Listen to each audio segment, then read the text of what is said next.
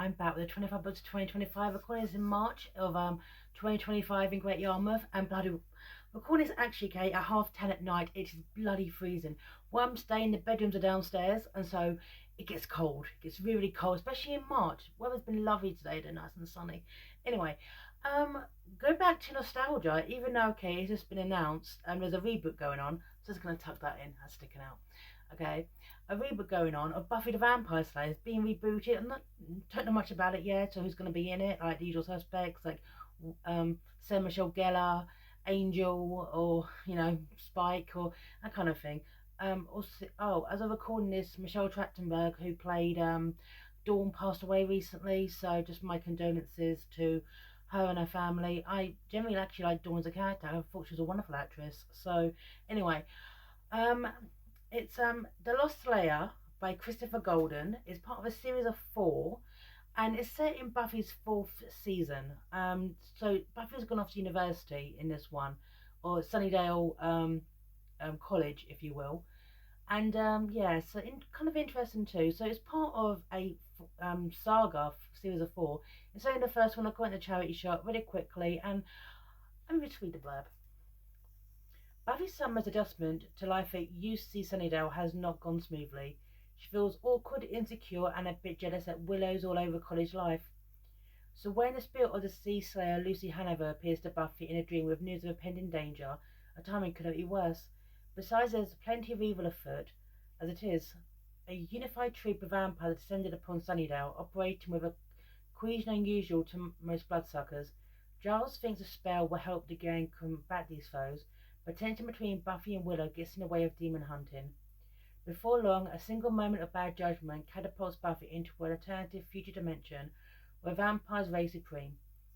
Imprisoned in the body of her 24-year-old self, the Slayer must uncover her past misstep and correct it, or face a terrifying monster that she herself has created. So one thing I will give this book is it doesn't shy about how crapsack Buffy's life truly is. Now, you think it's great being a Slayer, how you get to fight vampires. This makes it clear Buffy is mentally and physically exhausted. She absolutely is. She is trying to uh, juggle uni life with Slayer life, and it's just not working. And there's even like a mention in this book here how the Watchers Council essentially said you should dedicate your entire life to being a Slayer. And she was like, no, don't want that. I want to have the best of both worlds, a la Hannah Montana. But she's not having that. Absolutely not. Absolutely. And there's little bits here, okay, like here we are. The child had been growing completely uneventful thus far, and it was growing late. Midnight had come and gone, and all by rights, Buffy should have been so long since been returned to her dorm. She class at 10 minutes to 9 the next morning. She was determined not to oversleep. Now that college had started, she was turned over a new leaf. The Waters Council held a conventional wisdom. A Slayer could not carry on a personal life and be effective in the war against the forces of darkness. Buffy is so determined to prove them wrong, and she is. And the worst thing is that Xander K is working in construction. Willow is actually she's doing really, really well in this sphere, and it's all on Buffy. And there's actually one pivotal moment where Willow's trying to wake Buffy up, and Buffy actually turns around and smacks Willow in the face. It's totally accidental, of course it is. However, it just kind of underpins how exhausted Buffy truly, truly is. And then, like when she meets this series of vampires who work as a hive mind, very unusual to do so. Okay, but this little bit here, right? It's when Buffy's doing a patrol by the docks. Sunnydale has docks. Okay, here you go. The woman was maybe I just want to read this bit out because it made me smile. The woman was maybe 40 and had no business in the Aerosmith t-shirt and cut-off denim shorts she wore, unless she was a regular at the fish tank whose headbanging rock and hard drinking were the order of the day. And the woman could be 24 and look 40, and the guys will get all crazy around her. Okay, where's this place? Where's this place? Aerosmith t-shirt. I don't own one of them. Wearing denim shorts. I own denim shorts. In my 40s, mid my 40s. I want to go okay to this club where you can headbang okay and get pulled. So hey, just throwing it out there.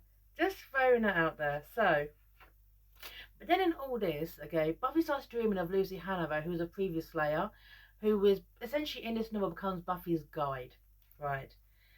And this bit here about Lucy. Now, I can't remember much about Lucy Hanover without actually looking it up, but she's a previous Slayer.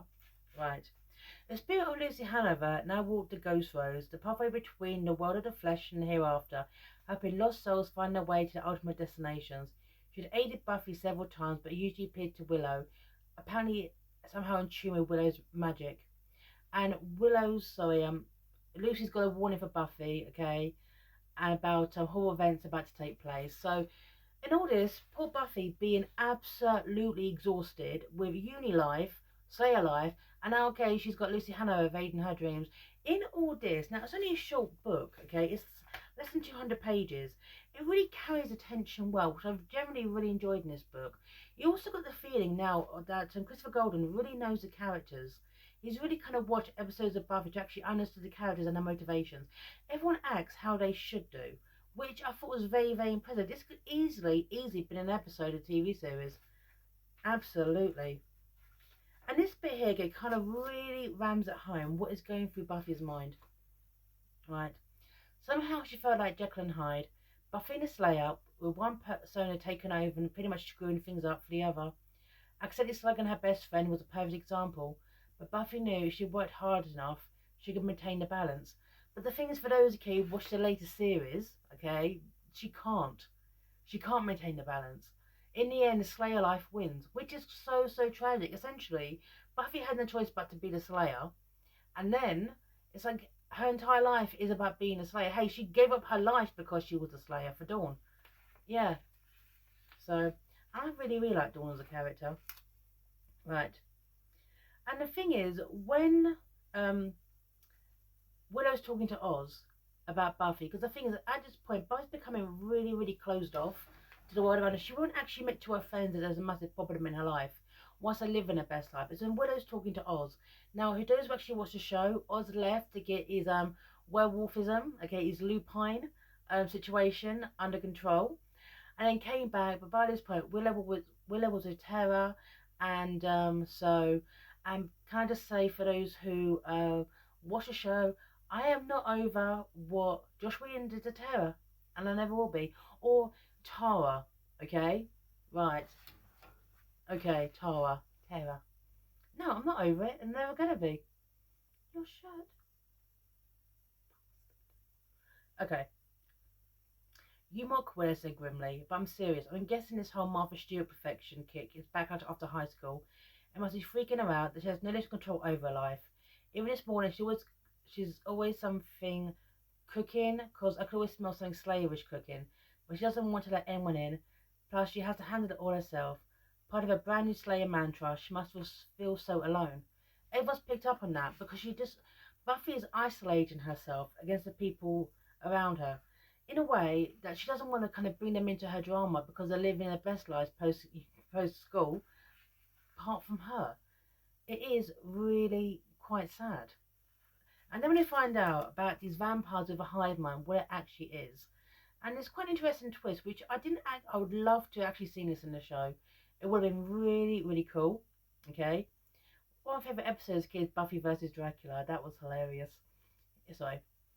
According to the ancient Mayans, Giles continued, Kamazots was the god of bats. He was wed to the dark goddess, Zazilia Chilaman, and I mispronounced that, and Portly dwelt in an ancient two-night cave that led to a realm of darkness and death. Translated, the name of the lair was simply the House of Bats. So we're thinking demon, tunnels to realms of the death, sounds like a hellmouth to me. Right.